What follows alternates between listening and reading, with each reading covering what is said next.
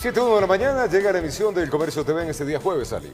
Así es, jueves ya se inicia casi el fin de semana, es un viernes chiquito, pues el día de mañana mucha gente tiene feriado. Así que bueno, póngale toda la atención del caso, todas las noticias tenemos nosotros desde el ámbito nacional y también internacional, cuando son las 7:01 de la mañana. El tráfico en la ciudad de Quito ya está bastante espeso, fuerte, hay movilizaciones en varios sectores. El trébol de la ciudad, como lo estamos viendo en este instante, ya tiene alta acumulación de tráfico. Los que están yendo por la autopista Rumiñahui y los que están bajando, podemos divisar a esta hora muchísimo tráfico. Así que tomen las precauciones del caso. La José María Velasco Ibarra, o la que se conoce como la Oriental, también, si vamos subiendo de sur a norte, pues el tráfico está sumamente pesado. A la altura del Coliseo Rumiñahui, la Ladrón de Guevara también tiene y presenta, como es costumbre, alta carga de tráfico, inclusive hasta la Casa de la Cultura Ecuatoriana, donde si vamos hacia la 18 de septiembre y América y 10 de agosto, también nos encontraremos con las vías congestionadas. Si vamos hacia el norte de la ciudad de Quito, vamos a divisar a esta hora que tenemos en varias zonas un tráfico bastante complicado. El túnel Guayasamín también ya está, otra de las entradas importantes de la ciudad de Quito, con alta densidad de tráfico en todos sus sectores. Esta vía hay que recordar que va también hacia la Simón Bolívar y sirve como entrada de los valles, tanto de Tumbaco, Cumbayá, como Los Chillos y por supuesto la Ruta Viva. Hacia el norte, por la misma Simón Bolívar, en el redondel de Zambisa ya encontramos tráfico, hacia el Inca también tenemos tráfico y si cogemos del Hoy Alfaro, las vías están completamente complicadas, inclusive la Avenida de las Palmeras, esto ya es al norte de la ciudad de Quito, para que esté usted al tanto de lo que sucede en el tráfico en la ciudad a las 7:03. Así que tiene que tomar, ya sabe, vías alternas para que pueda llegar a tiempo a su destino y también salir con más anterioridad y por supuesto tener paciencia en el tráfico. Vamos a empezar entonces con la información. Les contamos que delegaciones de maestros jubilados de todo el país se movilizaron por las calles de Quito hasta llegar a la Asamblea Nacional. Ellos demandan el pago atrasado de sus pensiones jubilares, pues afirman que el gobierno mantiene una deuda con ellos desde el 2008 hasta el 2010. Si el Ejecutivo no hace caso a sus solicitudes, ellos iniciarán la huelga de hambre. Esta es la decisión que han tomado los maestros jubilados ante la falta de cumplimiento del gobierno central para cancelar sus pensiones jubilares. Si no hay la respuesta positiva, aquí están maestros preparados ya para iniciar la huelga de hambre en rechazo a la acción indolente, sobre todo de Richard Martínez. Precisamente uno de los pedidos es que se llame a juicio político al ministro de Finanzas Richard Martínez por no haber cancelado las pensiones jubilares de maestros de los años 2015, 2016 y 2017. El presidente de la Comisión de Derechos de los Jubilados, Homero Castañer, se pronunció sobre el tema. Por resolución de la comisión, iniciar las acciones legales, las acciones de fiscalización contra el ministro de Finanzas, ministro de Trabajo. Estamos nosotros colmados de reuniones sin ningún tipo de resultado y ahora sí van a conocer lo que somos capaces como asambleístas, porque no les vamos a dejar solos. También protestaron por los varios maestros que no reciben su jubilación por los años 2008, 2009 y 2010. Rechazaron la intención de que se les cancele esta deuda con bonos. Decimos desde allá, rechazamos la propuesta de bonos. La asambleísta Cristina Reyes respalda esta posición de los maestros jubilados. Respecto al tema de los bonos, y aquí están sus compañeros, esta es una alternativa de pago que ha dicho el gobierno. Sin embargo, ¿es acaso que su atención de salud se paga con un papel? ¿Es acaso que sus contingencias se pagan con un papel?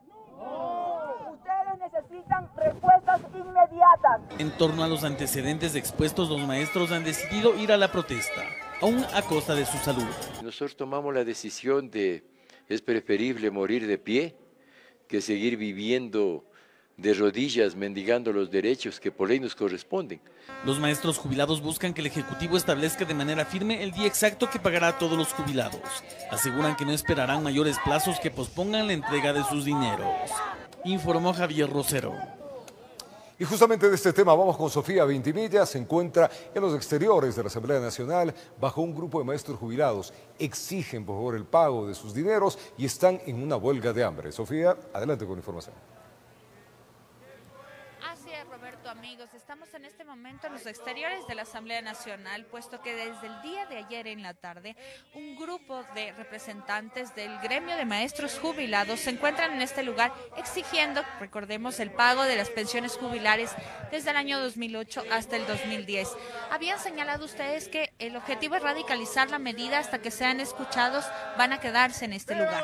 En efecto, después de haber realizado más de 186 diálogos con la Coordinadora Nacional, no hemos tenido resultados que permitan que los maestros cobren la compensación por jubilación, es decir, por el trabajo que hemos realizado 30, 35, 40, 42 años.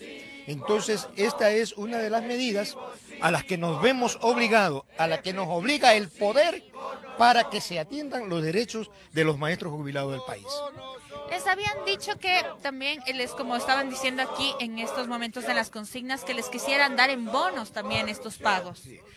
A nosotros tenemos la concepción que los bonos es parte de la corrupción y no es la solución al problema que están planteando los maestros. Tenemos maestros que 4 años, hay maestros del 2008 que todavía no cobran su compensación jubilar. Por tanto, no es la solución la bonificación, sino el pago en efectivo. En efectivo.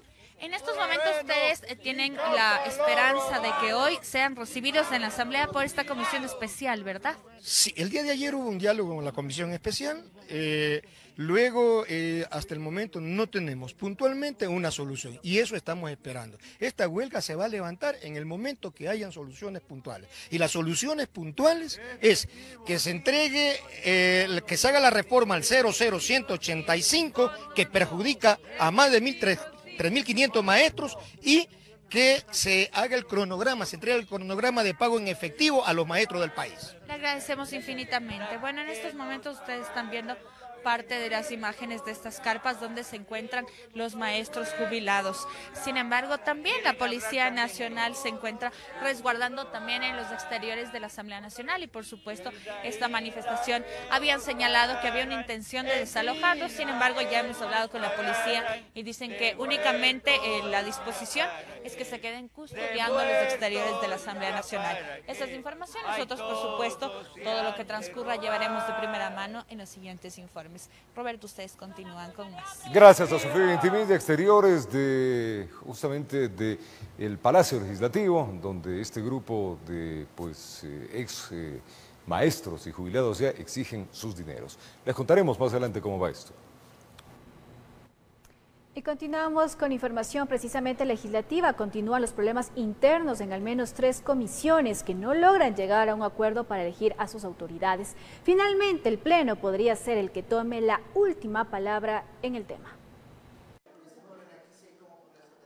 Los problemas en al menos 3 comisiones legislativas persisten. La Comisión de Educación, por ejemplo, mantiene los inconvenientes al no poder elegir a sus autoridades. El nombre de Yanine Cruz no convence a una parte de los legisladores. Había la necesidad de socializar a los miembros de la comisión, como que sonó una imposición. Y muchos de nosotros no estamos para recibir imposiciones. Israel Cruz del BIN, que pertenece a la nueva mayoría, dice que no están de acuerdo con el nombre que propuso ese acuerdo. Él prefiere elegir a un colega suyo, a Jimmy Candel.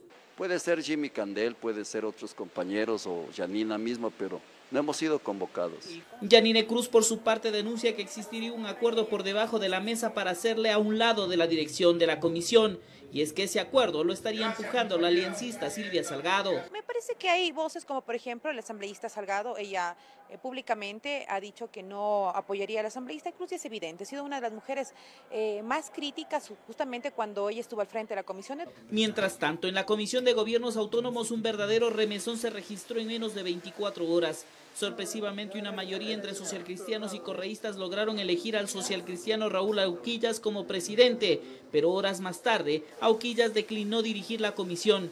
Y es que ni en su partido apoyaban haberse tomado por sorpresa la dirección de esa mesa. Y habrá que ver qué decisión tomará también la Asamblea en función de aquello. Finalmente, esta comisión fue convocada para este jueves para tratar de elegir a sus autoridades. Cosa similar pasa en la Comisión de los Trabajadores, que también ha sido convocada para este jueves a tratar de superar los inconvenientes internos. Aquí, Vicente Tayano del PSC fue electo por sobre el acuerdo de mayoría. Se verá en esta reunión si las cosas cambian y si Creo logra que sus dos legisladores se echen para atrás y desistan de apoyar a Tayano. El compañero Rina Campaín pues está en la línea del bloque. De igual manera también hemos conversado con el compañero Roberto y seguro que Roberto también actuará dentro de los parámetros que indique el bloque. Las alianzas dentro de la Asamblea se ponen a prueba. Los jefes de bancada buscan salvar, a como de lugar, el acuerdo de la nueva mayoría. Informó Javier Gallo. Gracias por estar con nosotros, acompañarnos en este día jueves. Seguimos contándoles. Los colectivos Yes Unidos de Acción Ecológica y otros no descartan tomar acciones en contra del decreto 751 que redefine la zona intangible del Yasuní. Ellos no están de acuerdo en los puntos que ahí se tratan, pues dicen que es solo una acción para agilizar la entrega de licencias ambientales que permitiría la extracción del bloque Ispingo. Veamos. Los colectivos en pro de la naturaleza ya realizan reuniones para analizar los alcances del decreto ejecutivo 751 emitido el pasado martes que redefine la zona intangible Tagaer y Taromenane del Yasuní. A pesar de que se extiende esta zona intangible en donde están vedadas las operaciones extractivas, Esperanza Martínez de Acción Ecológica dice estar preocupada al respecto. Que realmente lo que hace es ampliar en un extremo, en el extremo occidental, la zona intangible y obviamente la zona de amortiguamiento de esta zona intangible, pero reduce la protección. A decir del ministro de Hidrocarburos, Carlos Pérez, el decreto tiene el objetivo de comprometer al gobierno nacional en incrementar esta zona intangible en 59.000 hectáreas. No estamos topando áreas que anteriormente estuvieron ya incluidas. Todo lo que se creció fue en adición a lo que el parque ya tenía. En la zona de amortiguamiento que se establece sea de 10 kilómetros de ancho, contigua a toda el área intangible redefinida, se decretó la prohibición de que se construyan nuevas obras de infraestructura como carreteras, centrales hidroeléctricas y centros de facilidades petroleras. No obstante, se exceptúa a las plataformas de perforación y producción de hidrocarburos, lo que a decir de Martínez sigue siendo una intromisión en el hábitat de los pueblos no contactados. Se dice, por ejemplo, que las que ya están operando en el bloque ITT son senderos ecológicos y eso no es un sendero ecológico, eso es una carretera, digamos, así son las carreteras petroleras. El decreto incluye algunas transitorias, como que en el plazo de 180 días se limite de manera física la zona intangible. Lo que empieza a parecer que es un proceso de acorralamiento. En este decreto se plantea que se van a poner unos hitos para delimitar un territorio. Se menciona también que se expedirá un reglamento para las visitas turísticas. Lo que realmente se está haciendo es un control de los observadores que pueden dar cuenta de qué es lo que allí está pasando. El ministro aseguró que de las 300 hectáreas que están permitidas de utilizarse para la extracción petrolera, actualmente solo hay 47. En el parque, fuera de la zona de amortiguamiento y fuera de la zona intangible, y entonces tendríamos todavía la oportunidad de llegar hasta las 300 hectáreas. Mientras tanto, los colectivos aseguran que la emisión del decreto es solo una acción más para agilizar la licencia ambiental que permitiría la extracción petrolera en Ispingo. En Quito informó Andrea Orbe. Y César Montúfar calificó la denuncia hecha en su contra por José Serrano como maliciosa y temeraria, ya que sería una represalia por la acusación hecha en el 2018 por delincuencia organizada en contra del expresidente Rafael Correa, José Serrano y otros funcionarios del gobierno anterior. En medio de varios simpatizantes llegó hasta la Fiscalía de Pichincha el exasambleísta César Montúfar para rendir su versión por la denuncia presentada por el legislador José Serrano. A decir de Montúfar, esto sería una represalia por la denuncia que realizó en el 2018 por delincuencia organizada en contra del expresidente Rafael Correa y otros funcionarios, donde estaría incluido José Serrano. Aquí sabemos que el señor Serrano no está actuando por cuenta de él, sino que está recibiendo las órdenes de Rafael Correa. Esto no me va a amedrentar, sino todo lo contrario. Me motiva a seguir luchando porque en el país erradiquemos la corrupción y no existe impunidad. La denuncia hecha por el legislador Serrano en contra de Montúfar sería por presunta difusión de información de circulación restringida por la Fiscalía. Es decir, se me está acusando de que he informado a los ciudadanos sobre un tema de interés público como es la delincuencia organizada y la corrupción que campeó en el país durante el gobierno de Rafael Correa. Informó Patricia Aldaz. Es tiempo de contarles que este día miércoles 22 de mayo se instaló la Mesa de la Democracia y Reforma Institucional. El tema prioritario será buscar mecanismos, dicen, para enfrentar la corrupción. 23 actores del gobierno, organizaciones políticas, representantes de las funciones del Estado y sociedad civil formaron parte de la Mesa del Acuerdo Nacional por la Democracia, que se instaló este miércoles 22 de mayo. Antes que entendamos que en este acuerdo debemos de sentar las bases para que nadie tenga siquiera la posibilidad en este país de creer que ese atajo de populismo, de autoritarismo, de abuso de poder pueda ser siquiera una opción. En esta mesa se tratarán 3 temas: mecanismos de elección y designación de autoridades de las funciones del Estado, sistemas de representación y sistema anticorrupción y tribunal de cuentas. El primer tema en el que buscarán consensos los miembros de esta mesa será la lucha anticorrupción. ¿Cómo vamos a mejorar nosotros las condiciones del Estado para luchar contra la corrupción, para recuperar el dinero robado? Que reforzar también las reglas para sancionar, las leyes para sancionar a quienes irrespetan los recursos públicos y cometen actos de corrupción. Ruth Hidalgo, de Participación Ciudadana, mencionó que el futuro del Consejo de Participación Ciudadana es de vital importancia tratarlo, ya que estaría en juego la participación de la ciudadanía. Para que en medio de la diversidad, haber discutido el día de ayer líneas gruesas y temas transversales que el país hoy por hoy necesita para sacar adelante nuestra democracia. Por su parte, Diana Atamaín, presidenta del Consejo Nacional Electoral, mencionó los puntos importantes que necesitan las reformas del Código de la Democracia. Debemos contar con mecanismos eficientes y efectivos que garanticen una fiscalización real sobre el origen y destino de los fondos de campaña y el buen uso y el manejo del fondo partidario.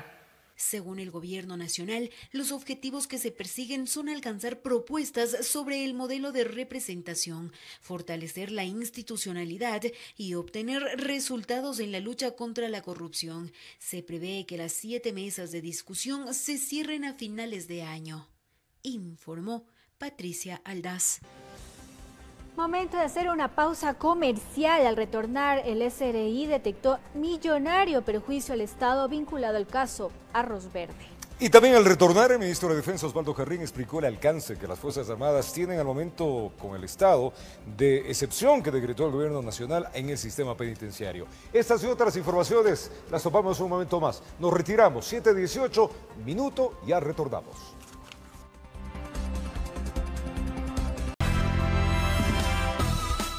Continuamos con más información. El Servicio de Rentas Internas identificó un millonario perjuicio al Estado vinculado al caso Arroz Verde. Varios contribuyentes señalados por supuestos aportes ilícitos a Alianza País también habrían eludido el pago de impuestos al fisco. Son 22 los contribuyentes identificados por el Servicio de Rentas Internas que habrían evadido impuestos a través de la compra de facturas a empresas fantasmas. Entonces, cualquier gasto que no sea relacionado con la actividad, como son en este caso estos pagos o que se generaron a partidos políticos en términos generales, estos pagos no permiten la deducción de impuesto a la renta. Es ahí donde las empresas compran facturas de empresas instrumentales y dicen es un pago de asesoría, de construcción, de servicio. Con esto habrían perjudicado al Estado en casi 39 millones de dólares en impuestos no cancelados.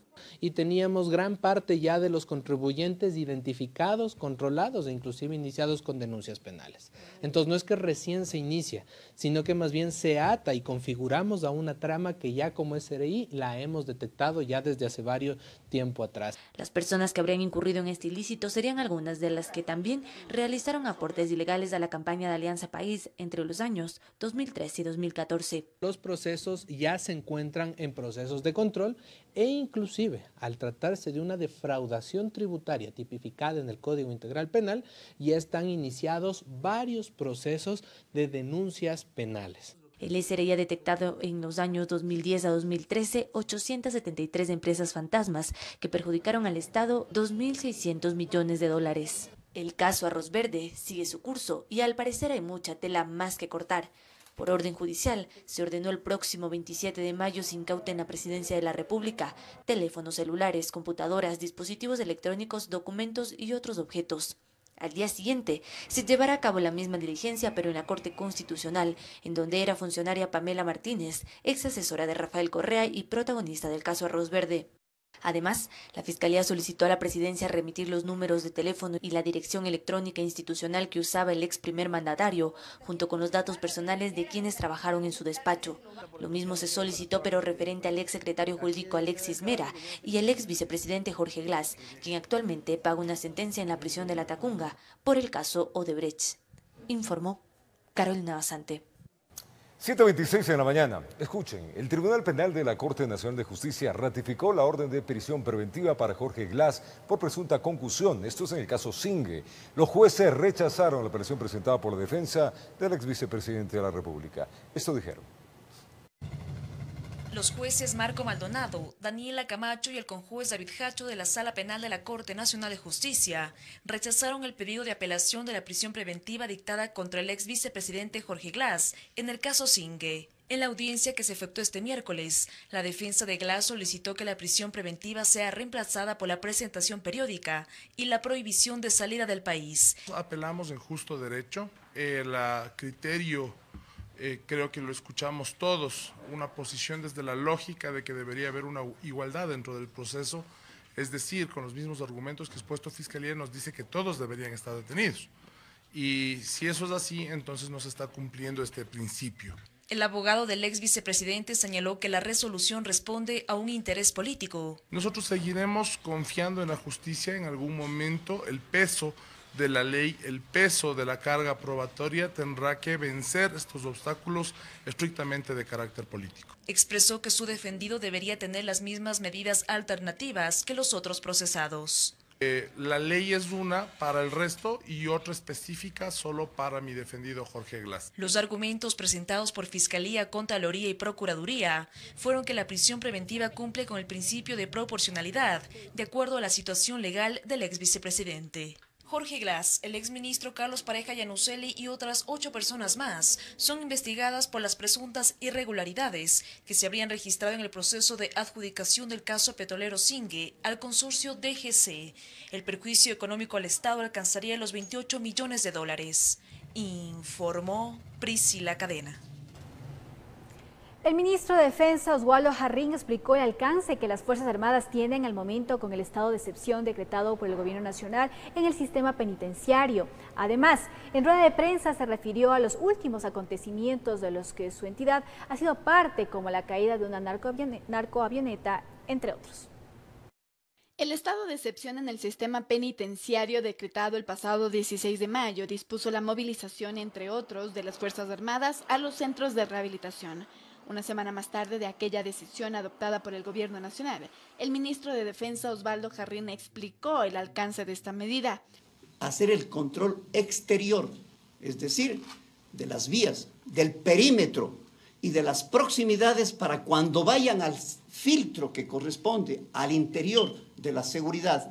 Reveló que serían 7 bandas delincuenciales las que se disputan el liderazgo dentro de las cárceles y que por ello se realiza una intensificación a la seguridad. 7 bandas que disputan el liderazgo y que utilizan a sicarios o utilizan actos delictivos por dominancia y supremacía del control del interior. Ese es el problema fundamental. Ese no fue el único tema que se trató en una rueda de prensa. También se explicó en qué circunstancias cayó la narcoavioneta en San Lorenzo el pasado lunes. Enfatizó en que se dio en un intento por interceptarla, pero que la Fuerza Aérea no pudo derribarla porque no existe una ley para el efecto. Por la velocidad, por la forma que tienen para eludir, para escapar, utilizan la mínima altura que permite para una aeronave tipo avioneta Cessna, lo que les conduce, obviamente, a accidentes. En otros temas adelantó que se tiene previsto que 23 detenidos que fueron interceptados en 2 embarcaciones con droga llegarán en los próximos días al puerto de Manta. A 800 y más millas del continente se detecta la presencia de 2 naves. Transportaban droga y están siendo en este momento retenido este personal, 23 personas ecuatorianas. En Quito informó Andrea Orbe. 7:30 de la mañana, la madrugada, la Policía Nacional realizó un operativo en el interior de la penitenciaría del Litoral. La redada forma parte del estado de excepción que se vive en las cárceles del país. Veamos. La Unidad de Antinarcóticos de la Policía Nacional ejecutó el operativo en el pabellón 8 de la penitenciaría del Litoral, en el kilómetro 16 de la vía a Daule. Allí, tras allanar varios calabozos, los uniformados decomisaron gran cantidad de diferentes tipos de droga. Como es heroína, cocaína, marihuana y también dinero, lo mismo que se encontraban escondidos en una alcantarilla, $3.050. La redada se efectuó en horas de la madrugada para, a través del factor sorpresa, no dar tiempo a los internos a desaparecer las evidencias. Hubo celulares, armas cortopunzantes, cargadores y demás objetos que son ilegales en la penitenciaría. Hace una semana se declaró el estado de excepción en el sistema de rehabilitación del país debido a los últimos asesinatos, y es hacia allá donde apuntan estos operativos para devolver la paz en estos recintos. Informó Jorge Salazar. En el marco de la seguridad ciudadana, el presidente Lenín Moreno mantuvo una reunión en Carondelet con la ministra del Interior María Paula Romo, el ministro de Defensa Oswaldo Jarrín y otras autoridades del gobierno, con el fin de evaluar los avances del trabajo conjunto llevado adelante por estas entidades de control. Luego de ello, el primer mandatario, junto a los titulares de las diferentes carteras de Estado, realizaron un operativo de seguridad en 16 puntos críticos de la capital. Que vamos a verificar que se estén cumpliendo a cabalidad con las decisiones que se ha tomado desde la Presidencia de la República y que se la ha hecho en consenso y en acuerdo con todos los actores del tema. La seguridad ciudadana, sin duda alguna, es una de las principales preocupaciones que tiene un gobierno y, de forma particular, el nuestro. Y queremos verificar que se estén cumpliendo estas disposiciones. Hay buenas noticias. Luego de un proceso de licitación, el gobierno nacional adjudicó 7 campos petroleros a 4 empresas internacionales. Se estima, escuchen bien, que esta inversión alcanza los $1.170 millones. Fue en septiembre del año pasado que el gobierno ecuatoriano lanzó la 12ª ronda intracampos para licitar los bloques Iguana, Perico, Arazá Este, Espejo, Zaino, Charapa y Chanangue, ubicados en la provincia de Sucumbíos. Fueron 22 las empresas interesadas, pero solo 4 alcanzaron la adjudicación. Las empresas Gran Tierra, Frontera, Geopark y Petrolamerec son las que han firmado estos proyectos para desarrollarse en la zona norte del oriente ecuatoriano. Esto va a traer más de $1.100 millones de inversión al país. Los 7 contratos se suscribieron en Carondelet con la presencia del presidente Lenín Moreno. Con ello, en un periodo de 4 años se realizarán exploraciones en los bloques para encontrar hidrocarburos. Luego pasarán a la etapa de explotación por los 20 años subsiguientes. Nuestra compañía está altamente comprometida no solo con hacer las cosas bien y minimizar sus impactos, sino también con voluntariamente apoyar programas de educación, conservación y prevención en las áreas donde operamos. Por su parte, el presidente Moreno aseguró que el Estado ecuatoriano garantizará que el desarrollo de esos bloques sea amigable con el ambiente y respetuoso con las comunidades de influencia. Generará durante los 24 años de su operación muchas plazas de empleo. El 70% de la mano de obra que se utilice en estas actividades tiene que ser mano de obra de la zona. También los municipios recibirán un porcentaje por cada barril cuando inicie la extracción de crudo. Estos recursos nos permitirán construir más escuelas, más hospitales, mejores centros de salud y sobre todo viviendas. El primer mandatario finalizó resaltando que durante los 2 años de su gestión se han atraído inversiones en el sector petrolero por $3.300 millones. En este marco garantizó seguridad jurídica para estas nuevas empresas. En Quito informó Adriana Rojas. Las autoridades de Ecuador y Estados Unidos acordaron ampliar su agenda de cooperación. En tal efecto, firmaron 6 acuerdos que se enmarcaron en temas de democracia, prosperidad y seguridad.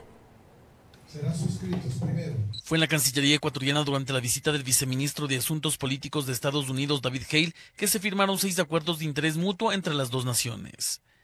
El primer acuerdo tiene que ver con la restricción de importaciones de ciertos materiales arqueológicos pertenecientes de Ecuador hacia Estados Unidos y facilitar el retorno de objetos arqueológicos designados por el gobierno de Ecuador. Hablamos de intereses comunes y expandir la cooperación para promover la democracia, prosperidad y seguridad en Ecuador y en la región.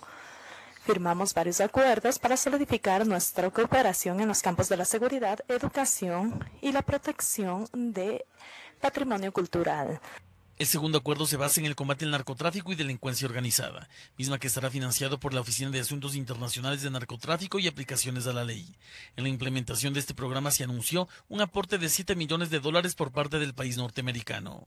Con nuestra asociación vamos a combatir el narcotráfico, vamos a combatir el crimen transnacional y también incrementaremos la seguridad en las fronteras.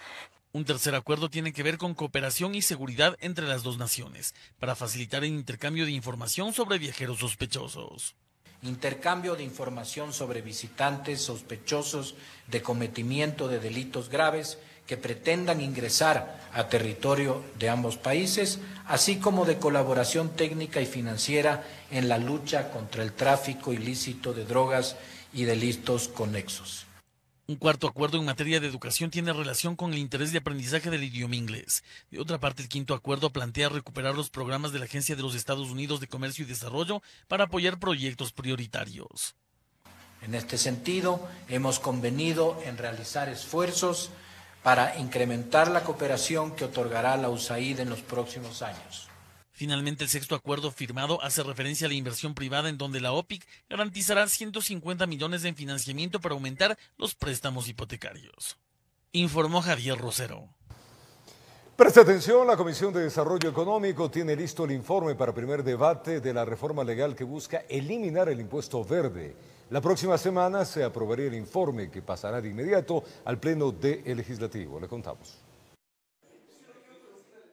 Todo está listo en la Comisión de Desarrollo Económico para que la próxima semana se pueda aprobar el informe de la reforma legal que busca eliminar el llamado impuesto verde. Quienes impulsan esta derogatoria aseguran que en la comisión hay consenso para dar este paso. A lo que se han comprometido es que la próxima semana se presentará el informe tendiente a la derogatoria, se votará y se lo pasará a conocimiento del Pleno para primer debate. Esperemos que ahora se pueda hacer un debate y se pueda determinar si los objetivos se han cumplido y en nuestro caso particular como proponentes que se derogue este impuesto. El único inconveniente que existe es saber si en este proyecto se puede incluir una remisión de las deudas, multas e intereses de quienes hasta el momento están impagos de este impuesto. Los legisladores tienen visiones distintas en este punto. Pero adicionalmente estoy planteando yo la remisión de las multas, intereses y valores que se pudieran haber generado por la rebeldía tributaria en la que los ecuatorianos han estado en estos días.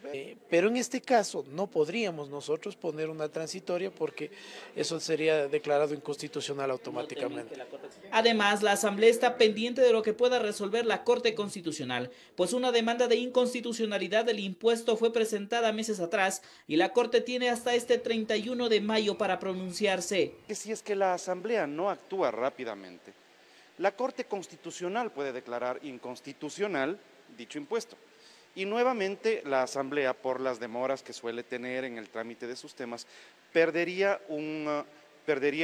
el protagonismo de llevar adelante un tema que le compete. Y si es que hay un pronunciamiento, bienvenido sea, es una institución autónoma y nosotros no podemos estar al margen de lo que ellos decidan. Hasta este momento se han abierto 2 vías legales para poder dar paso a la eliminación de este impuesto que ha causado malestar en los ciudadanos que se ven obligados a cancelar grandes sumas de dinero por el llamado impuesto verde. Informó Javier Gallo. Y las Naciones Unidas y la Corte Interamericana de Derechos Humanos solicitaron una explicación a Ecuador sobre el proceso de detención de Ola Bini, un programador sueco a quien se lo acusa de supuesta violación a la integridad de sistemas informáticos. El sueco, por su lado, envió una carta al presidente Lenín Moreno mientras espera la audiencia para fijar una fianza y poder defenderse en libertad. La misiva del relator de libertad de expresión David Cade y del Grupo de Trabajo sobre Detención Arbitraria del Consejo de Derechos Humanos de la ONU fue remitida al gobierno ecuatoriano a inicios de mayo, pero no es sino hasta hoy que se hizo pública. En el documento se expresa la preocupación de estas dos instancias respecto a la posible violación a tratados internacionales que podría estar incurriendo Ecuador con la detención de Olavini.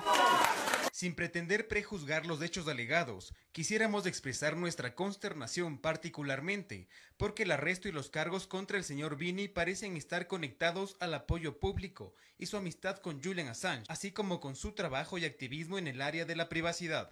Los expertos solicitan al país explique los hechos en torno a su arresto, ocurrido el pasado 11 de abril, el día que le fue retirado el asilo a Julian Assange y se dio a conocer que hackers vinculados a él residirían en el país para desarrollar una especie de plan desestabilizador. Es justamente esta acusación que alcanzó a Vini y por lo cual fue detenido y procesado de una manera que ahora es cuestionada por organismos internacionales.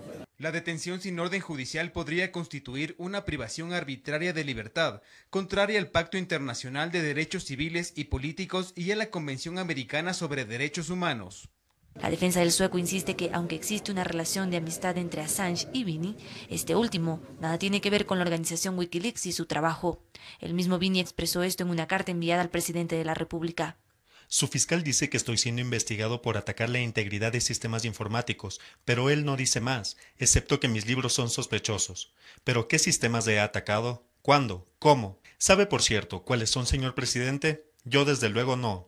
La defensa del programador recibió con sorpresa la misiva de los organismos internacionales y anunció que solicitará a Cancillería el expediente que sea remitido como respuesta. Además, está a la expectativa de la audiencia en donde se valorará la posibilidad de fijar una fianza para Vini y que éste pueda defenderse en libertad.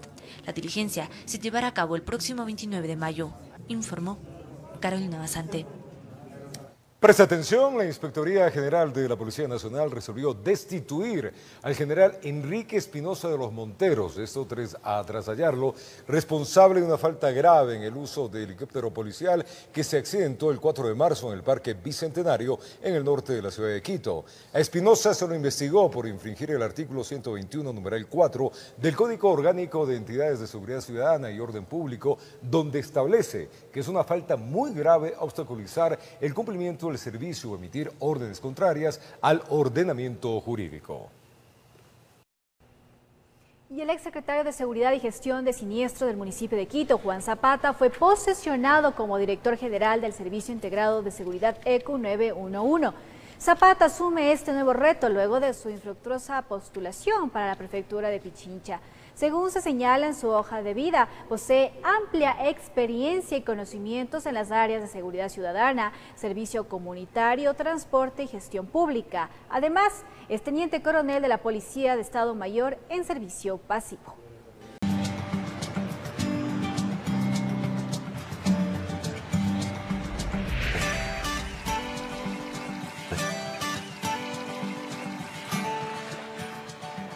Se acerca un feriado, amigos, en todo el país. Invitación para que uno pueda ir a playas, a Salinas, que vaya a Tacames, ya que en las playas no solo se encuentra lo que tanto nos gusta, esa exquisita gastronomía, sino también creativas artesanías elaboradas con conchas, caracoles, con estos tradicionales muebles elaborados con muyuyus o los bejucos. Los comerciantes, que son unos artesanos espectaculares, que al principio laboraban en la acera del Malecón, pues fueron reubicados desde hace 3 años en un pasaje comercial frente al mar. Esto ha pasado en la gran mayoría de playas de nuestro país, pero esta en playas en especial realmente vale la pena. Si usted va, lo va a disfrutar. Mírelo.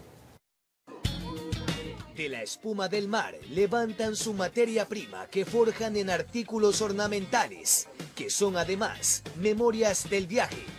Javier también trabaja con los legendarios moyuyo y bejuco para amoblar la sala de la casa.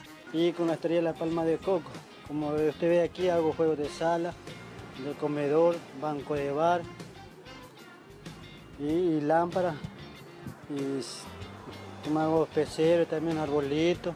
Empezaron hace 20 años en el filo del Malecón, pero hace 3 fueron trasladados a un espacio conjunto.